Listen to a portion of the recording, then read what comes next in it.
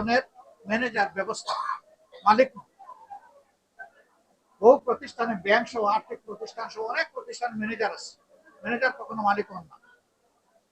Manager তার দায়িত্ব পালনের বিনিময় হিসেবে তিনি কিছু পারিতোষিক পান, বেতন পান, ভাতা পান, বিভিন্ন সুবিধা পান।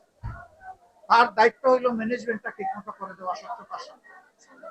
সরকার যদি ম্যানেজারের দায়িত্ব ভুলে গিয়ে আবার মালিক হওয়ার অবস্থানে চলে যেতে চায়, আমি আপনাদেরকে সাক্ষী রেখে বলছি, আমরা কাউকে মালিক হতে দিব না ইনশাআল্লাহ। আমরা আটকায় দেব, ম্যানেজারের দায়িত্বে থাকবে, এর বেশি না। আমরা আগেই ঘোষণা দিয়েছি, সরকার হবে সেবক, মালিক। সেবা দিবেন বিনিময়ে।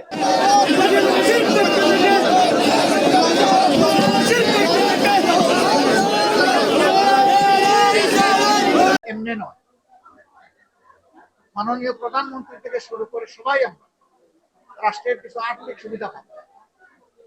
মহান জাতীয় সংসদের বিশাল বিল্ডিং লুই ক্যান যেটা আমাদেরকে উপহার দিয়ে গেছে, সেটা এক জগৎ। এর প্রত্যেকটি টাকা, এর প্রতি সম্মান দেখানো আমাদের। বিপুল সংখ্যক সংসদ সচিবালয়ের কর্মকর্তা কর্মচারী যারা আছে তাদের বেতন এখান থেকে, আমাদের সুবিধা দিয়ে এখান থেকে।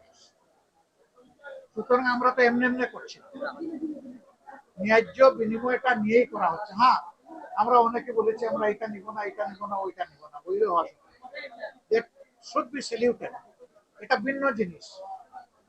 কিন্তু সবার নেওয়ার সুযোগ আছে, অধিকার আছে, নেন, নিয়ে জনগণের সেবাটা দেন। জনগণের মালিকটা হবেন না আল্লাহ। আমরা ন্যায্য পাওনা নেওয়ার পক্ষে, যেই নেব। আমি নিব না সেটা আমার ব্যাপার, আমি কতটুকু নিব কতটুকু নিব না সেটা আমার ব্যাপার। যেমন আমাকে সরকার গাড়ি অফার করেছে, আমি বলেছি না, আমার একটা ছোট গাড়ি আছে, আমার সরকারি গাড়ি লাগবে, আমি নেই। বাড়ি একটা দিয়েছে, আপনারা দেখেছেন, সে বাড়িতে আমি থাকবো না, সেই বাড়িটা ব্যবহার করব দেশে, বিদেশি মেহমানদেরকে নিয়ে সেখানে বসবো, কথা বলবো, বিভিন্ন গুরুত্বপূর্ণ দেশের স্টেক হোল্ডার যারা আছেন তাদের সাথে কথা বলবো। এটা দেশে, আমার টাকার জন্য আমি ওটা নিচ্ছি না, আমি থাকবো। জাস্ট রাষ্ট্রের কাজে এটা ব্যবহার হবে ইনশাআল্লাহ। আমরা আগেই ঘোষণা দিয়েছিলাম প্লট নিব, ঘোষণা নিয়েছিলাম ট্যাক্স পেইং গাড়ি আমরা কিনবো না, আমরা করবো। যা ঘোষণা দিয়েছি তাই বাস্তবায়ন। সরকারে যাওয়া লাগে না, চাঁদা তুলতে হবে। চাঁদাবাজ সরকারের আগেও হতে হবে, কিন্তু আপনারা সাক্ষী যে আমাদের কোনো কর্মী, আমাদের সহযোদ্ধা এবং আমাদের যারা শুভাকাঙ্ক্ষী, তারা কেউ চাঁদাবাজি করে। তারা সবাই চাঁদাকে ঘৃণা করে এবং চায় যে চাঁদাবাজি। আমরা এই সরকারের কণ্ঠে এই কথাটা শুনতে চাই, আর বাংলাদেশে চাঁদাবাজি হবে না, আর মানুষের উপর জুলুম হবে। যদি সরকার এই দায়িত্ব পালন করে, আমরা ঘোষণা দিয়েছি সরকারের গৃহীত প্রত্যেকটি ইতিবাচক কল্যাণকর পদক্ষেপ সমর্থন করবো, সহযোগিতা। কিন্তু যে পদক্ষেপ জনস্বার্থের বিপক্ষে যাবে, পরামর্শ দিব সংশোধন হওয়ার জন্য, মানলে মুবারকবাদ, না মানলে প্রতিবাদ, তা না মানলে প্রতিবাদ। আমরা কিন্তু এখানে কোনো ছাড় দেব, এটাই হবে আমাদের বিরোধী দল হিসাবে আমাদের দায়িত্ব পালন। আমরা ৭৭ জন আছি, আপনারা জানেন। এই ৭৭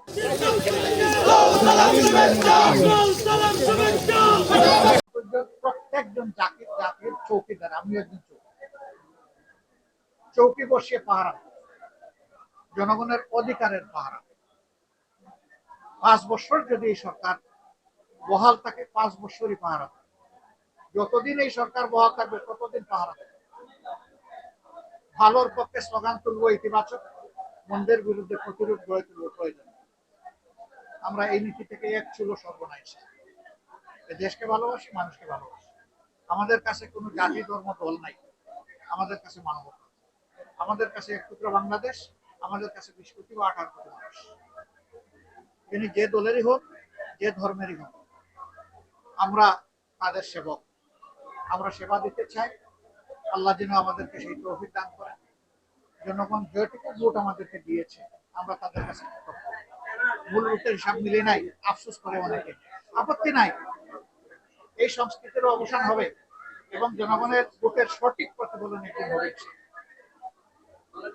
সম্মানিত ভাইরা, একটা সরকার বসেছে, এখন তো গণতান্ত্রিক প্রক্রিয়ার দেশ ফিরে আসবে। এখন কেন বিভিন্ন জায়গায় প্রশাসক বসানো হচ্ছে? এখন তো নির্বাচন দেওয়া উচিত। নির্বাচিত জনপ্রতিনিধিরা জনসমর্থন নিয়ে দায়বদ্ধ হয়ে তারা এসে দায়িত্ব পালন করে। যারা প্রশাসক ওদের কিসের আবার দায়বদ্ধ? ওরা না সরকারের নিয়োগ করা মানুষ, আর না জনগণের সমর্থিত মানুষ। এরা তো মাঝখানে, এদের তো কারো কাছে কোনো দায়বদ্ধতা নাই। তবু একটু থাকলে তার দলের কাছে থাকতে পারে। তো আমরা জনসেবককে তো দলের কাছে দায়বদ্ধ দেখতে চাই না, আমরা তো দেখতে চাই তারা জনগণের কাছে দায়বদ্ধ। এই জন্য আমাদের দাবি স্পষ্ট, বিলম্বে সকল স্তরের স্থানীয় সরকার নির্বাচন দিতে হবে। সেই নির্বাচনে জনগণের ভোট নিয়ে যারাই আসে তাদেরকে আমরা ওয়েলকাম করবো, অভিনন্দন জানাবো এবং সহযোগিতা। তবে ভোটটা যেন আবার ওই 12 ফেব্রুয়ারির মতো না হয়, যে ভোটে জনগণ গিয়ে দলে দলে ভোট দিল কিন্তু রাতের বেলা হিসাব উঠে গেল। এটা যেন না হয়। 12টা পর্যন্ত এক হিসাব, 12টার পরে আরেক হিসাব। এটা যেন না হয়। জনগণের ভোটের জন্য সঠিক প্রতিফলন হয়, আমরা সেটা চাই। আমরা দেখেন এইটাকে ডিসপিউটেড করে সরকারকে ওকে মিলেই করতে চাইনি। আমরা বলে দিতে পারতাম যে এই রেজাল্ট আমরা মানি না, আমরা বলি নাই। আমরা বলেছি বুকে কষ্ট চাপা দিয়ে মেনে নিলাম। আমরা বলি নাই, সামাজিক দুইটা সংস্থা বলেছে, ট্রান্সপারেন্সি ইন্টারন্যাশনাল বাংলাদেশ বলেছে এখানে জালিয়াতি হয়েছে, সুজন বলেছে এখানে জালিয়াতি হয়েছে। এই দুইটা সংস্থা কোনো দলের না, তারা নিউট্রাল ওয়াচডগ। দীর্ঘদিন ধরে তারা এই দায়িত্ব পালন করে। এরপরে ইন্টারিম সরকারের একজন উপদেষ্টা